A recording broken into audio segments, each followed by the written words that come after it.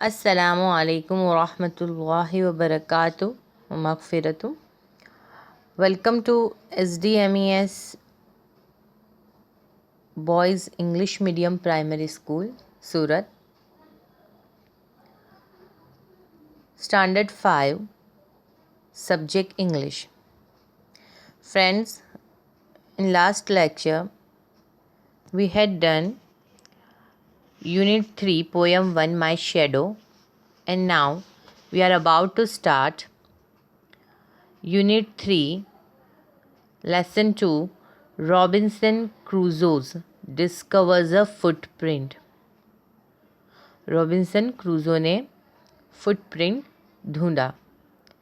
Footprint that means के हम जब चलते हैं तो हमारे पैर की जो एक इमेज बनती है ज़मीन पे, वो। Do you know friends, this Robinson Crusoe is a well-known and famous character of English literature.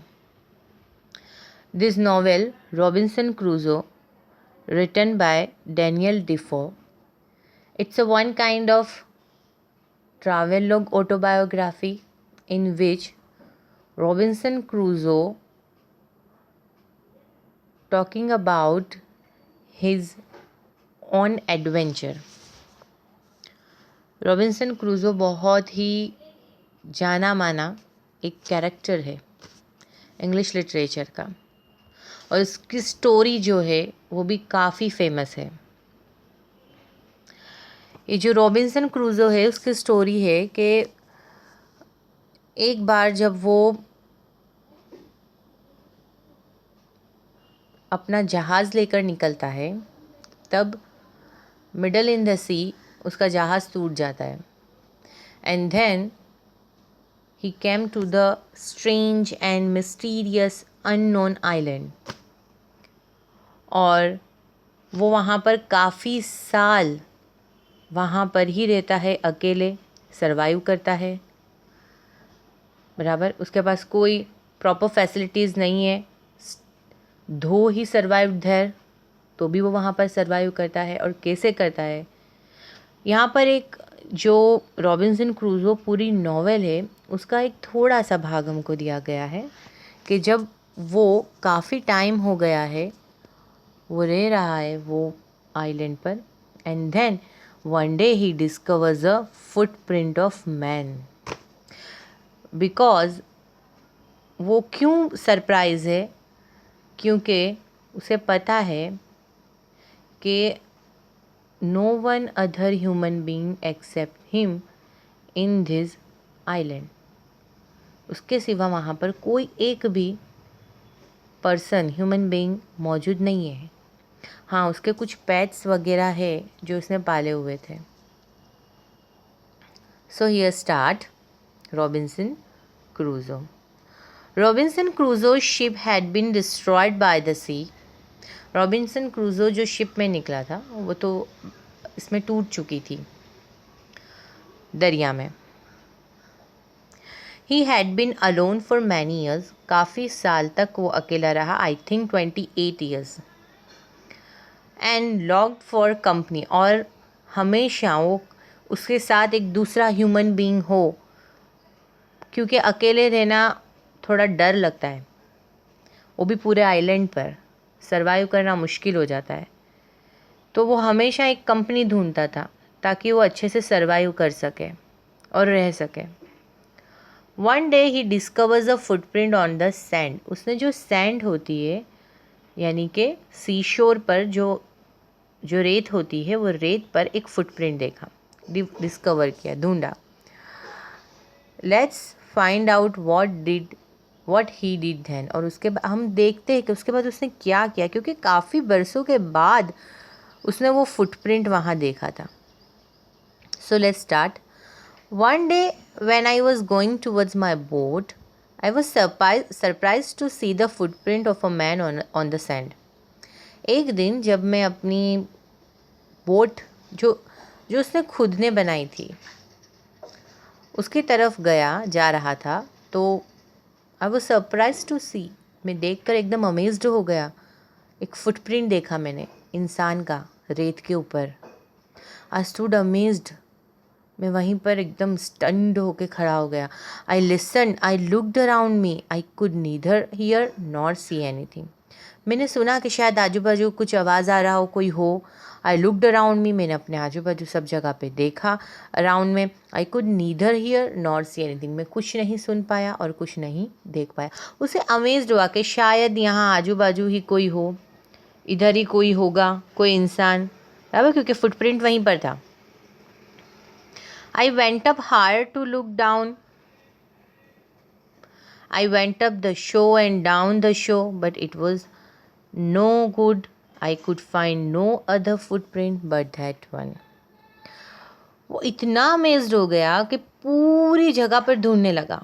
कभी ऊपर चढ़ जाता, कभी नीचे आ जाता, कभी शोर यानी कि जो दरिया किनारा है वहाँ पर जाता, कभी शोर से दूर चला जाता, इधर उधर सब जगह पर देख रहा था वो। But it was no good, पर उसे दूसरा फुटप्रिंट नहीं मिला। I could find no other footprint but that one. वही एक फुटप्रिंट उसने वहाँ सैंड पर वो एक इमेज देखी थी फुट की। I went to it again to see if there were any more footprints and to tell if it had been my imagination. वो फिर से कंफर्म करने गया, यही देखने कि दूसरे फुटप्रिंट है या तो ये फिर मेरी इमेजिनेशन है, क्योंकि इट्स अ लॉन्ग टाइम वो वहाँ पर रह रहा था। दैट्स वाई शायद हो सकता है कि इल्यूजन हो उसका कि ये फुटप्रिंट है। तो वो फिर से रिकन्फर्म कर रहा था कि मुझे दूसरा फुटप्रिंट नहीं मिला। दैट्स वाई हो सकता है शायद कि ये मेरा एक इल्यूजन हो, but I was not mistaken, but वो भूल पर नहीं था।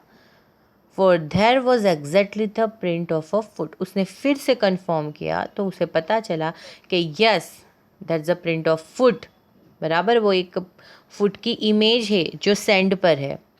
Toes, hill, every part of a foot, पैर के जो पार्ट होते हैं एग्जैक्ट ऐसे ही पार्ट वो सैंड पर थे as a image, as a print.